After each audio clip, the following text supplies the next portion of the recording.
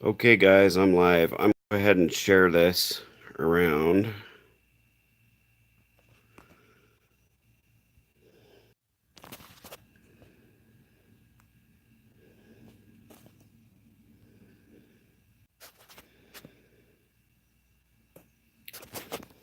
Okay, so let me get started. For those of you that have never found my channel or been here before, I am a Center Stars channel.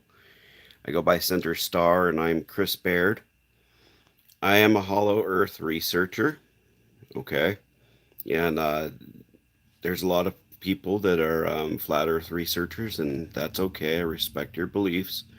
But I encourage you to watch this entire series as it's very eye-opening. And today I'm here to answer any questions from my current viewers about my last videos, but as well share with you some upcoming stuff. First off, I'm very excited about it. Second off, I did go ahead and hey, what's up, Alex? So I did get some permission from some of the people that I want to include in this video, and so we've got all those squared away. There's one more person I'd like to add, but he's almost impossible to get a hold of. Hi, Arzan. So Arzan's one of the ones that I'll be including in this video, and links to his stuff in the next video as well, because he deals in titans and Mudfossils and all of that stuff as well. So what I wanted to introduce you guys to, and what the thumbnail alludes to, what's coming up in the next video is, and sorry, I have a nervous habit of rubbing my leg. That's all I'm doing. So I'll try to stop that. It's annoying. Um, anyways, I'm going to take a step back from Hollow Earth for a minute, cover a couple of mistakes in the last video. I've made a couple of errors in this series, but I'm doing that by phone, and if I went back and tried to correct it every time, I'd keep missing information or making simple mistakes. One of the mistakes I made in the previous video, not the last live stream, but the previous video, video 9 of the series, was I said Abel slew Cain, and as we know, Cain slew Abel. I knew that. I'm just dyslexic and made a mistake on that. I'll try to look over here. I have that bad habit of watching the wrong side of the phone. Um, just because of comfort. But hey Tim, how's it going? So I made that mistake in there, and I also made a error in not mentioning a friend of mine, Stefan Sindoni, who helped me figure out hey Brian, um, some of the stuff on the Center Star, and I'll go over that a little bit in the next video. But what the next video is going to be talking about is Tiamat. And Tiamat, for those of you that don't know, is a planet that was in the asteroid belt. There was one there, period. That's the name of it. Other people named it other things. But Zachariah Sitchin said that Tiamat was hit by Marduk, and Marduk was a planet, and it hit it with a glancing blow. It destroyed some of the planet, and the rest of it plunged in the sun, and the rest created only Earth. Hey, Christian.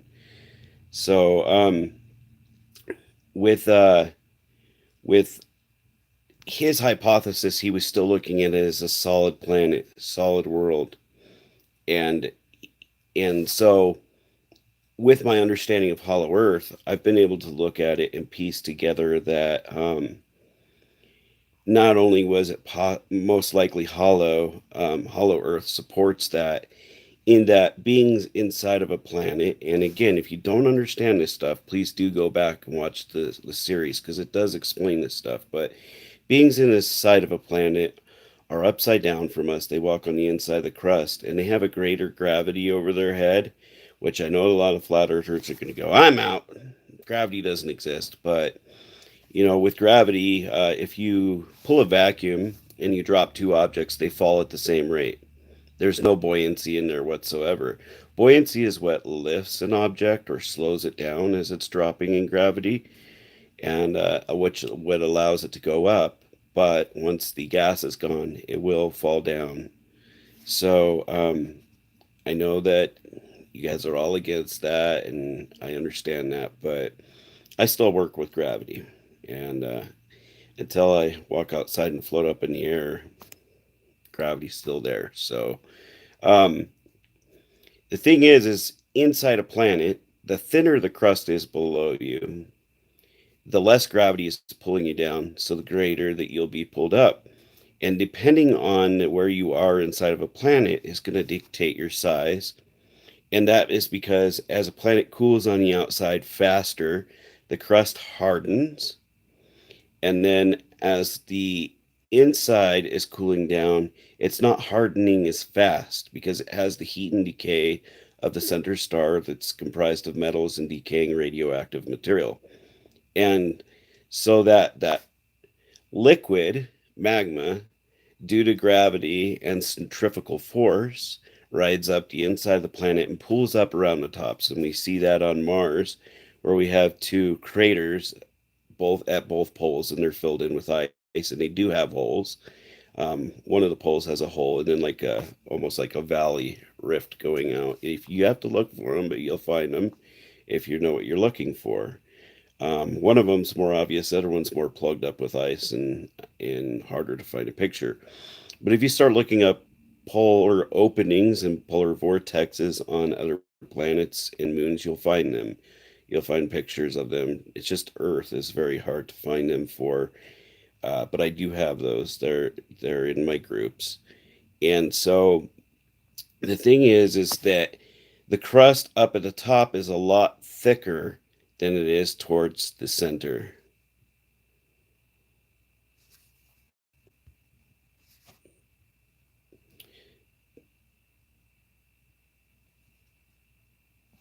Do we have planets in our solar system that are not solid planets? All of them aren't solid, Tim. All of them. The way that a planet forms is that it first is spinning as a liquid and it forms a bubble shaft at the center. And if you look on YouTube, you'll look and look up water rotating in space. They show exactly that in a NASA experiment. What happens after that is that that bubble shaft becomes an open shaft down to the core, and the core itself is full of heavy, dense metals. The crustal material ends up finally that shaft spreading out and opening, and it separates from that metal core and expands further outward. And it's usually equally throughout the crust. Like on Mars, we don't see any huge cracks, oceanic floors, that sort of thing. It's pretty much not all of it, but a level land. There was some oceanic areas and basins, but you don't see the big, huge oceanic floors like we see here on Earth. That's just the best way to put it. On Earth, we have been impacted, and certain areas of the planet are expanding. We've also had crustal displacement from Marduk passing time and time again, which causes polar reversals and also crustal tugging and displacement.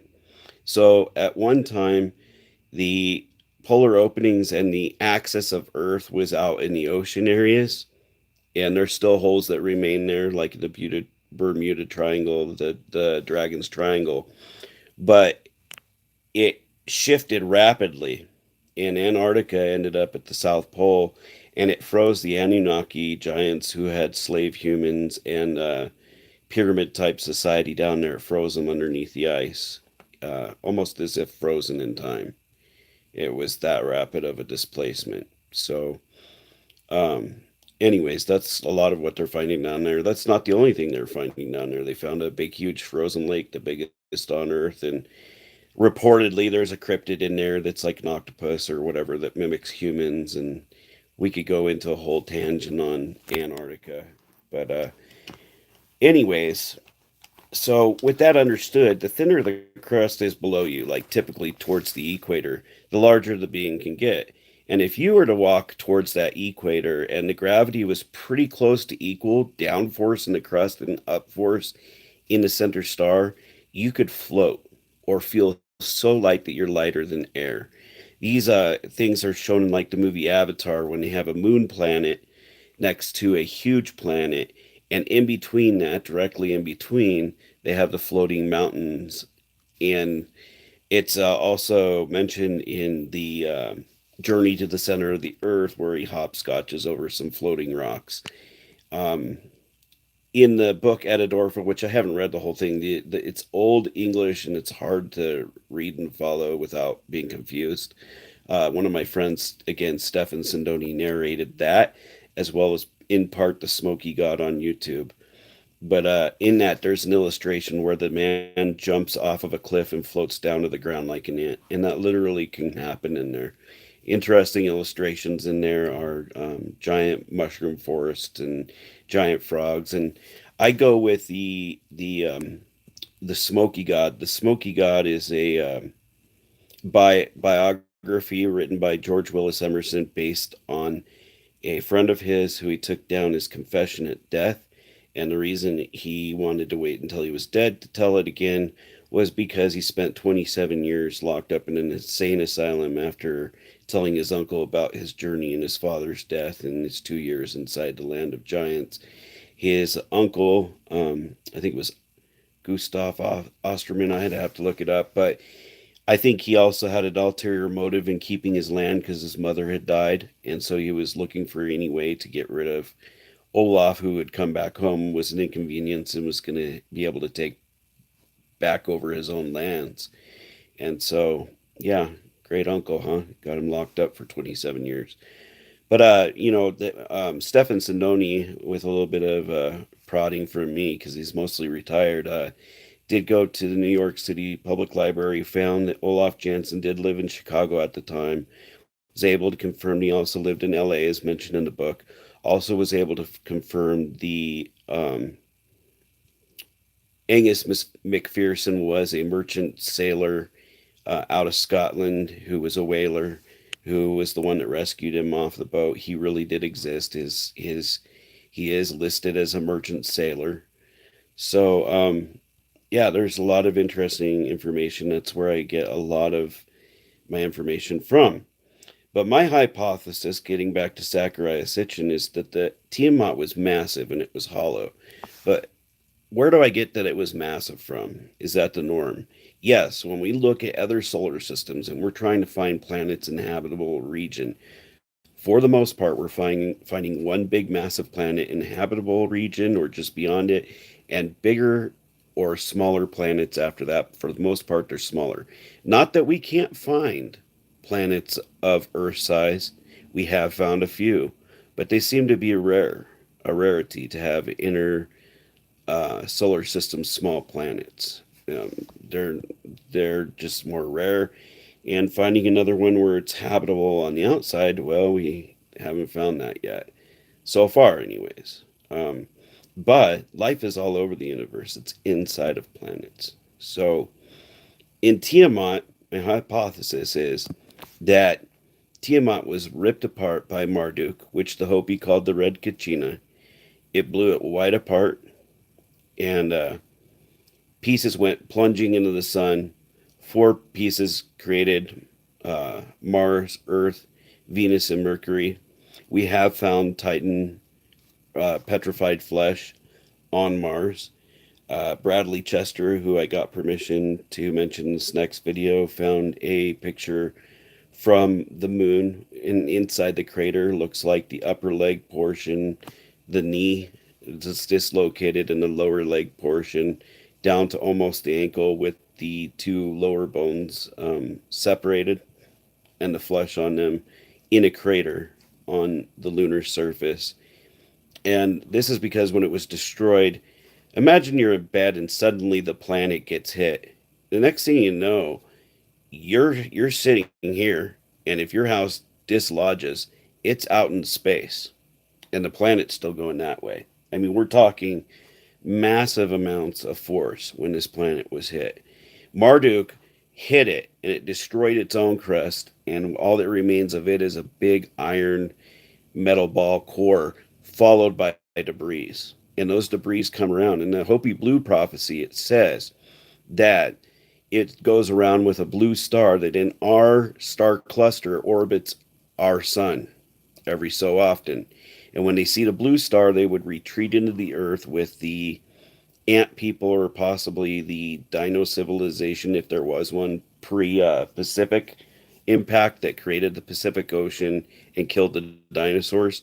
It's plausible that they ended up retreating into Earth, and after that, they couldn't come out because they lived in there so long that they lost skin pigmentation and can only come out at night.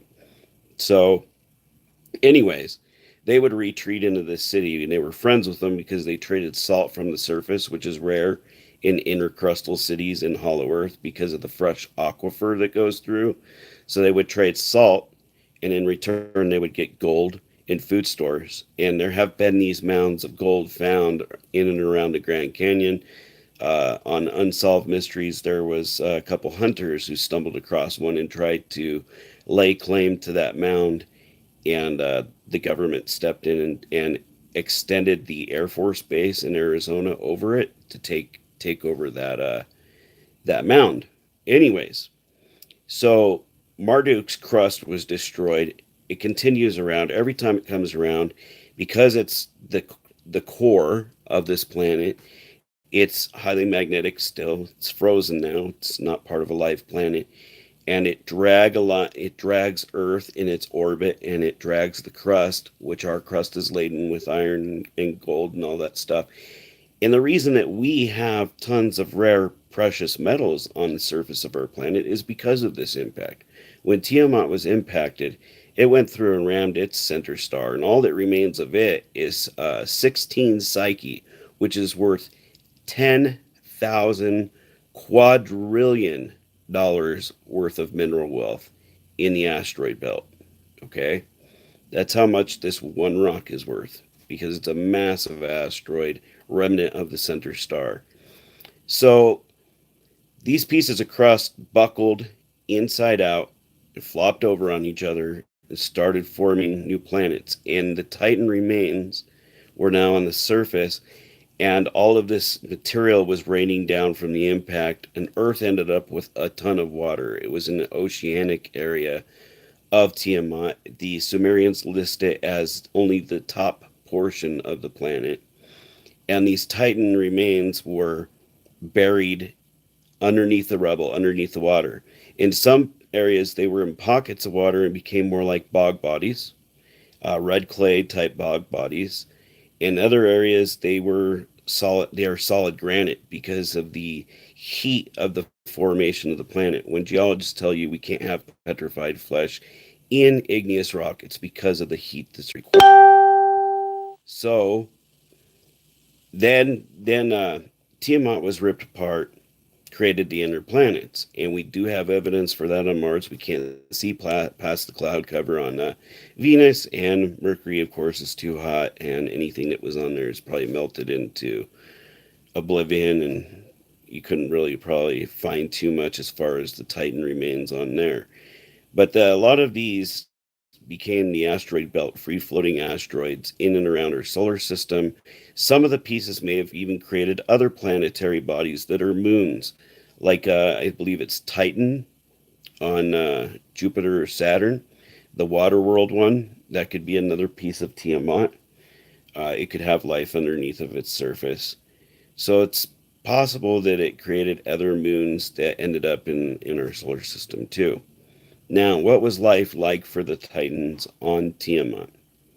Well, we know that they wore helmets. We have plenty of Titan mud fossils or petrified flesh, where we found them in full helmets. We have one picture where there's a woman embracing her man with her hand on his shoulder, and she's looking at him like a last kiss. And on her head, some people have said there's a hat, but to me it looks like a mangled child with their head aimed up, like she was carrying this child on her head. And we're talking a 2-mile Titan with about a mile in between stride. So if it's an infant, they for sure are going to be carrying this child on them rather than letting it lag behind, being that size and everything. And how did they get so big? Well, we're talking about a much larger planet, much larger center star, much larger habitat, much larger vast volume of oxygen and air, thicker atmosphere. The smallest of their Titans towards the poles seem to be in the 40 to 100 foot range, going up to 2 miles tall. And if we think of a human versus the largest animal on Earth, which right now, as far as we know, is a whale, we are minuscule in size compared to that whale. Well, if we have a 2 mile Titan, imagine how big the sea life was in there. Well, Roger Spur, who fathered this research into looking up uh, Titans and Mudfossils, he's found literally 500 and 900 mile wide watery dragons um, on two different continents, I believe. One is in Canada and one is in Africa. So we're talking some gigantic beasts because they were also supported by the water and the less gravity. Okay, we're talking like a water dragon. One is hunting a fish. There's a fish outline as well. So, and they're decaying as well. They have, um, even though they're petrified, the iron and rust that was part of their blood is washing down over the rocks. So I highly encourage you guys to go check out his work at Mudfossil University. You're going to find a lot of information that is in my groups, but a lot more in Arjan's group. He has his YouTube channel, which is Age of Disclosure, and then he has the Titan or Time to Reveal the Real Giants. I believe is what it's entitled on Facebook is the group. Um, then we've got of course Roger's work is Mudfossil University, and then we have Mudfossil Research on Facebook is his Facebook group. Um, I'm in another group. I wanted to say giant tree stumps or something. It's more flat Earth based. Um, Hopefully, they'll turn a corner once they watch a video like this that it fully explains the habitat, how they could have formed. Whereas in flat Earth, it's just trying to say there's flat mesas of flat tree trunks, so that proves a flat Earth. And I don't understand how that proves anything for flat Earth, but that's okay. You know, again, I respect their beliefs. I don't agree with them, but um, so what else do we know about their habitat and who they were? Well, we know that they had dragons. We found dragon uh, heads, bodies. We have found, and this is another guy that we got permission to mention is Terry Hagen brought me a picture of an island where one side has a titan with a dislocated arm and his fist into his face. He's wearing a helmet. He's in a jockey-like saddle with a round pommel on the front to hold on to. And on the other side, he's not distinguishable. It's just rock on the other side, encrusted over him. But the other side, you can see the head of the dragon that he's riding, or some other kind of creature that has a dragon-like head. And that's in the thumbnail here. So there's a lot of information out there on this. It's just I'm the only person so far to have pieced together the Tiamat, throwing in the hollow earth, and bringing this to light. And I'm not saying this because I'm trying to get any fame or anything. I think if people knew this, this would awaken people to a whole new world, a whole new way of thinking, knowing that we're not alone in the universe, that there's nothing to fear except for fear itself. And there's so much out there to learn. So, yeah, I mean, again, I don't want to get into that kind of debate here. I just wanted to share that, there are some other perspectives out there. But yes, I've highly and thoroughly researched flat Earth, and it doesn't work.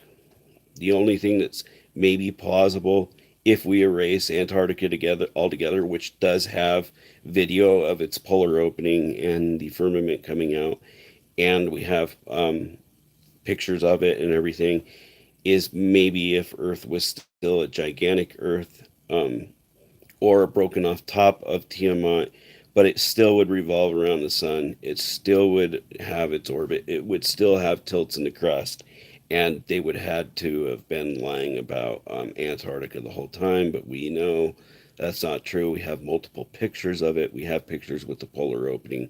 We have pictures with the Aurora coming out, and there wouldn't be an Aurora Australis on a flat Earth anyways. It doesn't work that way.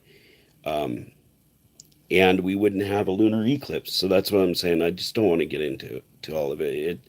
You can just sit there and try to explain this as much as you want to a flat earther, and they're going to look you stone cold in your face and just call you a liar because they're just in denial. So I look at things from a scientific and a possible standpoint, and that is not possible. Not the way that they present it. It just isn't. We have too much evidence against it. So, um, anyways, if you guys had any questions about Tiamat, um, if not, or any of the previous videos, if not, that's the video I'm going to be making next week. And so I just want to give you guys a heads up for anybody that tunes in. Um, and I guess we'll have that out soon. So, did you guys have any questions?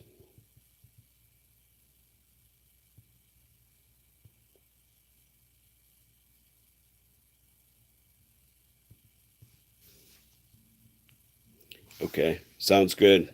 So I'm going to go ahead and wrap this up and let my kids know that they could come out of the basement because I haven't been quiet. So I could focus in on you guys here, and they're playing their games downstairs. So, anyways, my stars, I look forward to sharing that with you. I just wanted to kind of get a preemptive thing out there, let people know what's coming up, give people an opportunity to look at this and ask any questions if they wanted. So, like I always say, peace, and we'll see you next time. Thanks for joining in. Appreciate it.